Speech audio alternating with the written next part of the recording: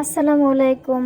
পুঁই শাকের বড়া কীভাবে বানাই সেটা আজকে দেখাবো, আর আমার চ্যানেলটাকে সাবস্ক্রাইব করে দেবেন। পেঁয়াজ, জিরা বাটা, রসুন বাটা, চাল মুসুরি ডাল গুঁড়া, পুঁই শাক পাতা কুচি। এবার এর ভিতরে পুঁই শাক পাতা কুচিগুলো দিয়ে দিলাম।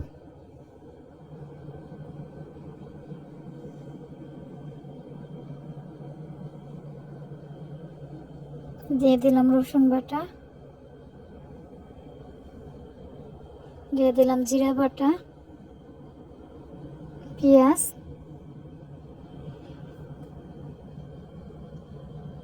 মরিচ। ঝালটা একটু বাড়িয়ে দিলে স্বাদ বেশি হবে।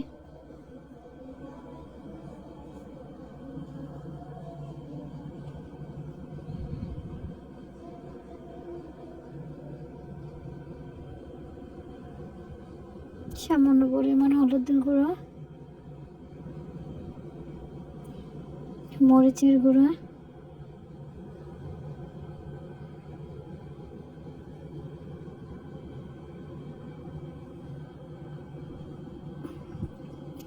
দিয়ে দিচ্ছি স্বাদ মতো লবণ।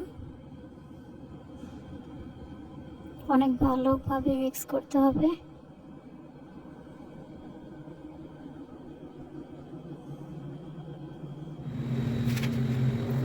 এরপর একটা কড়াইতে তেলটা ভালো করে গরম করে নিতে হবে।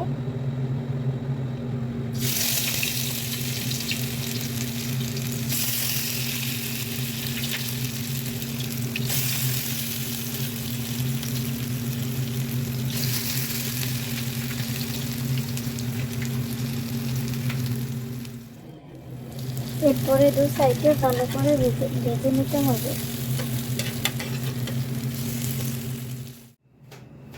এই তো হয়ে গেল পুঁই শাকের বড়া।